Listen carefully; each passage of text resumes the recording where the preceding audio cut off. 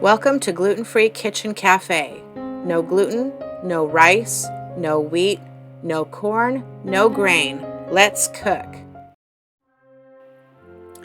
All right, this recipe is for Robert Burns' birthday, Rabbi Burns. His birthday is on January 25th. He is Scotland's most famous poet. So we're going to make these beef and cheese pasties or hand pies. Slán Shava. So we're starting with 2 sticks of cold butter, and we're going to just pound them into a square on parchment paper with a rolling pin. This is about the general size that you want to be. I'm just using a butter knife just as a simple example.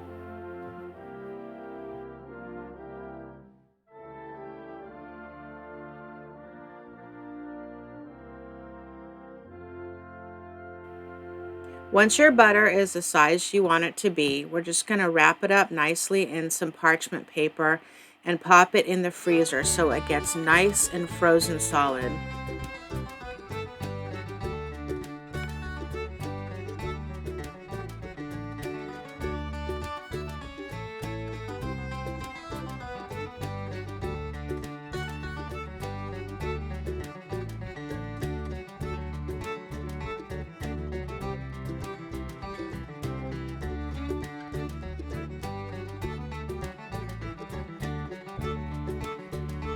Here's a quick look at our ingredients.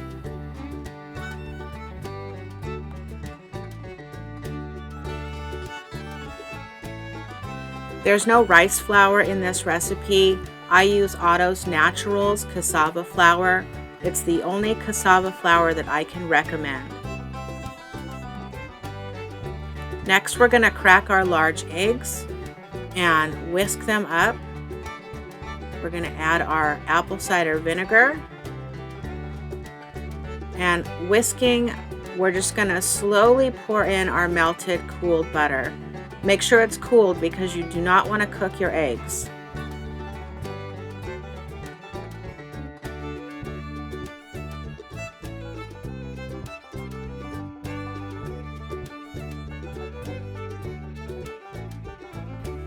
Next, we're adding our chilled water. And just whisk that up, make sure everything is nicely blended together and smooth.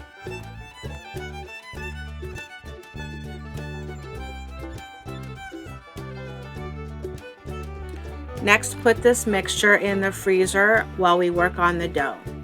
So I'm using Grandma Harriet's food processor, but you can also just use a mixer. Pour in your flour. And then pour in your xanthan gum and your salt and your sugar. If you don't like using xanthan gum, I honestly can't recommend a binder because that's the only one I use. But if you have a binder that you use that you like, just use it. I believe the recipe exchange should be 1 for 1.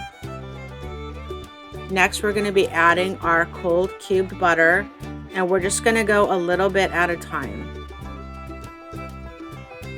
What we are aiming for are pieces that are about pea-sized shaped.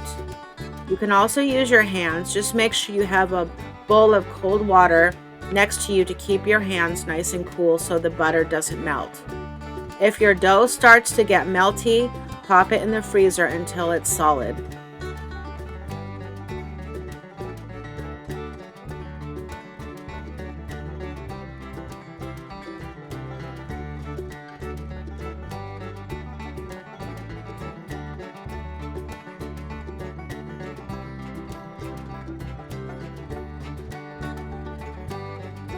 If you're using a food processor, you might have to take the lid off every once in a while and push down the dough because it's going to walk up the walls of the mixer.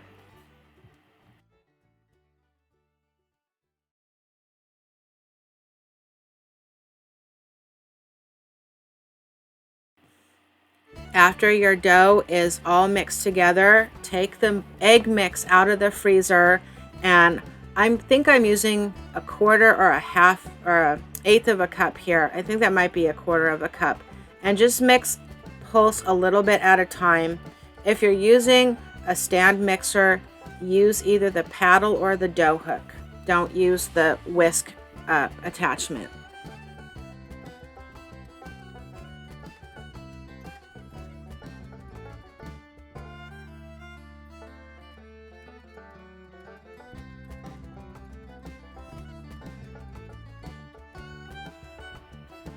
So just little by little add your egg mixture. Don't add it all at once because we want to make sure that we get this nicely mixed. This is going to be a sticky dough.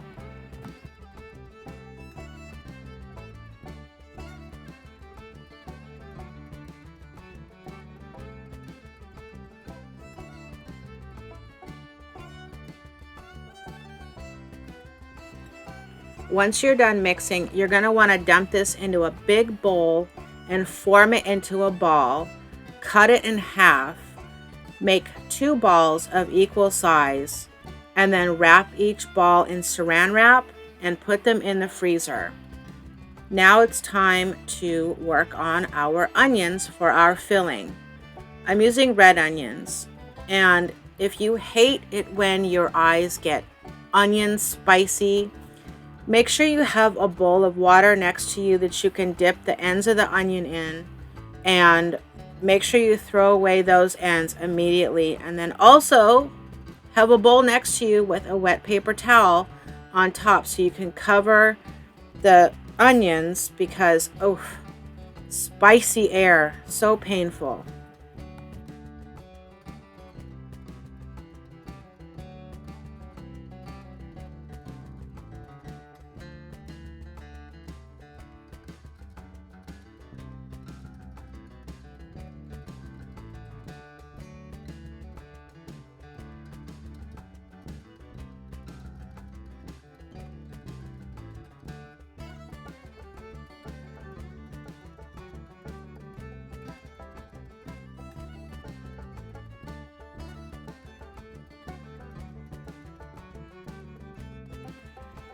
Now we have a nice giant bowl of onions, and what are we going to do with all these onions? We are going to get out Grandma Harriet's big Dutch oven, and we are going to caramelize the onions.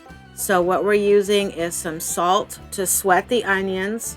Turn your Dutch oven on to about medium high, closer to medium than high.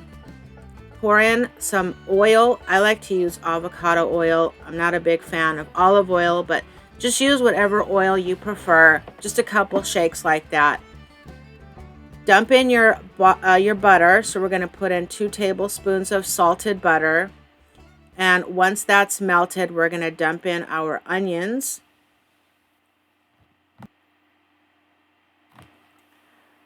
So grab your bowl and just dump in your onions and then put the salt on top of the onions to sweat them. This will take out any kind of bitterness from your onions.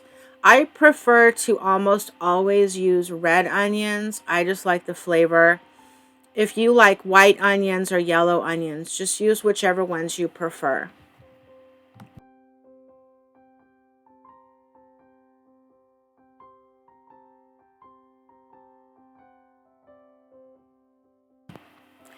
If you haven't yet, if you could please click like on this video and subscribe, and go ahead and leave me a comment in the comment section.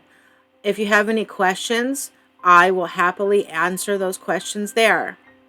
So caramelizing onions takes about 45 minutes and is definitely not a process that you can skip because we want that nice broken down caramelized sweet onion flavor.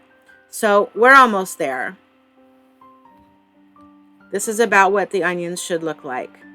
Next, we're going to take our butter out of the freezer and we're going to score it and break it in half because each butter pack is going to go on each ball of dough. So get a big knife and just on your cutting board, just cut this right down the middle and you can just snap it right in half.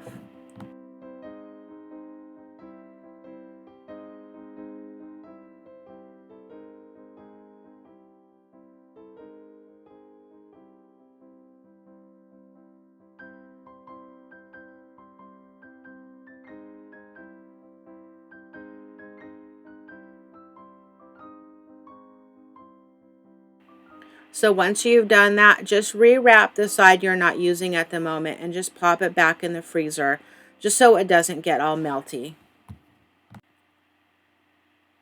As you can see, the butter's already starting to melt on my hands, so we need to get that back in the freezer. And we're also going to keep one ball of dough in the fridge.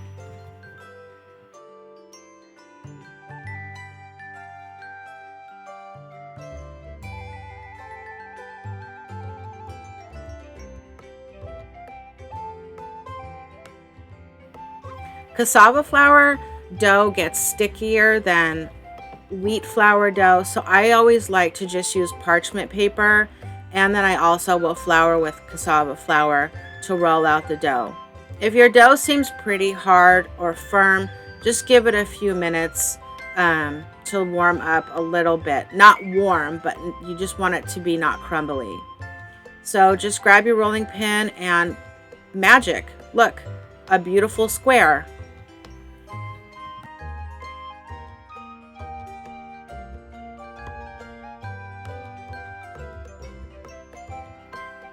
Next, we're going to flour our dough a little bit more, and we're going to take half our butter pack. And this is going to be similar to how you make croissants. Not quite the same. I'm not going to be as rigid with how we fold. Basically, I just want to get a bunch of layers of butter and dough in this dough so it does laminate and it does puff up, but there is a lot of butter in this recipe. So if you don't want to use a butter pack, you don't have to. I prefer it because I think it makes the dough extra light and flaky. So we're just going to roll our dough out, and we're going to try and keep it as uniform in the rectangle shape as we can. If your dough gets sticky or is too stuck to your parchment paper, just slide that cookie sheet under the parchment paper and pop it back into the freezer. So I've trimmed the messy edges and I just throw them right back on the dough.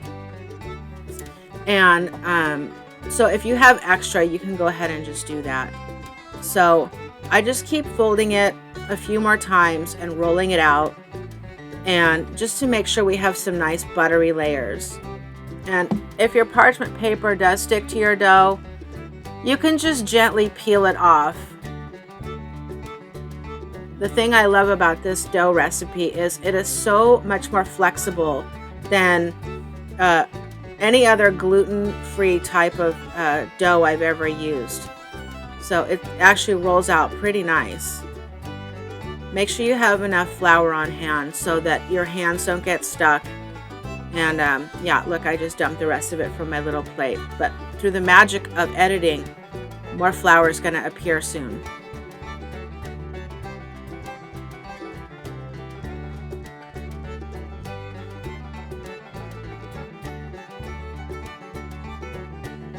So I'm just going to fold this into an envelope one more time, roll it up into the parchment paper, and pop it back into the refrigerator this time. I'm going to repeat this process with the second butter pack and ball of dough.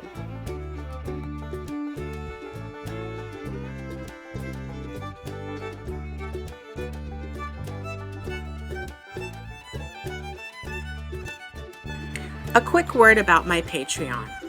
There's only one tier. Everyone gets all the recipes, tips, tricks, and access to all giveaways and contests. It's only $5 a month. The link will be in the description below. Thank you. So now we've got both of our balls of dough rolled out with our butter packs and laminated, and we're just going to roll them both out so that we have tops and bottoms for our hand pies. So having more flour on hand, we're just going to make sure everything is rolled out nice and even. And when you roll this out, you're going to see the flaky layers. It's just very lovely. So we're just going to try and keep a nice uniform square or rectangle, however you want to do it.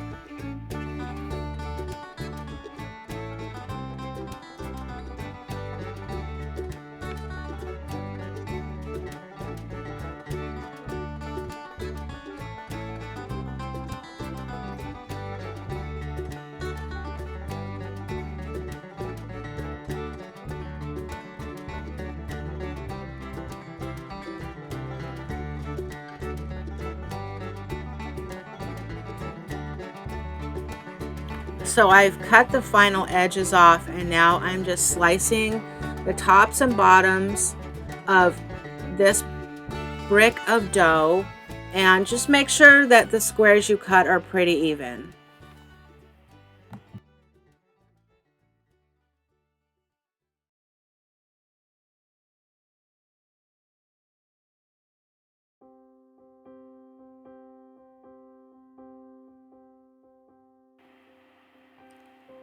So after I've cut my squares, well, they're more like rectangles, I'm just going to use a spatula and just kind of lift them off of the parchment paper, and just kind of give them each a little bit of space because I'm going to start putting our filling on.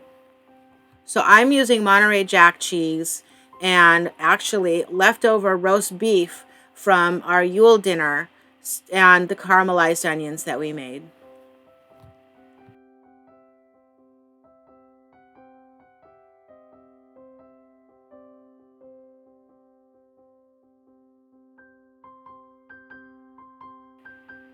So you don't want to overstuff your pasties, just enough to like have some nice flavor and some nice bites. Personally, I think my favorite part of this is the caramelized onions and the dough. I think it just tastes so good. I mean, you can put whatever you want in these caramelized mushrooms or pasta sauce and cheese and pepperoni. They're really versatile and they freeze great. If you just wrap them in parchment paper and put them in a Ziploc bag, you can just pop them in the freezer and take them out and either microwave them or pop them in the oven or even in a frying pan. So you can make a whole bunch and have some on hand for whenever.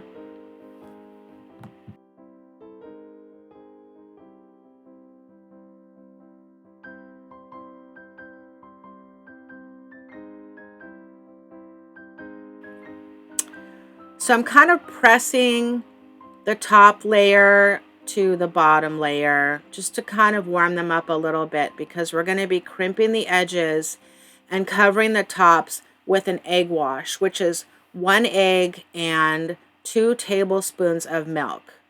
So I'm kind of starting to like see that my dough isn't really warm enough yet. So you kind of want to like press the fork into both layers like that because you don't want these to kind of pop open. So in my family is Scottish, and so I grew up every year knowing that it was Robbie Burns' birthday. And where I grew up in America, I didn't understand why no one else was making a big deal about Robert Burns' birthday. So that's the household I grew up in. And I had a great grandmother who would make haggis, and I'm going to tell you, I'm not a haggis fan. So I will be putting up a vegetarian or vegetable haggis recipe. I will not be making a traditional haggis. I have done my time having haggis in my life, and that will not be happening. Thank you very much. Anyways, now we're making our egg wash. I actually used 2 eggs, not 1. And what I forgot to do before, which I actually did, off camera, was go around the edges of each bottom square because this is going to make a glue that's going to keep your pasty nicely sealed. So go ahead and just do that. I'm just using a little plastic pastry brush, and then just crimp the edges with a fork and just make sure they're nicely sealed. So you can kind of tell, it was hot in my kitchen, but you can tell that the butter in the dough is starting to get a little warm, but it's okay now because we're on to a further part of the project where we don't have to worry about the butter getting very warm. I mean, you don't want the butter to be overly melted, but this is okay.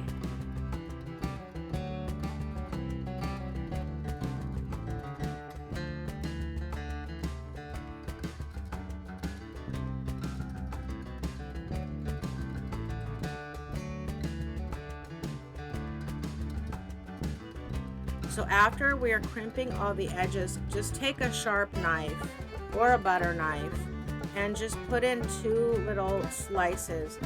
This is going to let the steam out of each of your hand pies. And next, just take your brush and brush on your egg wash. That's going to make the top nice and crispy and golden brown.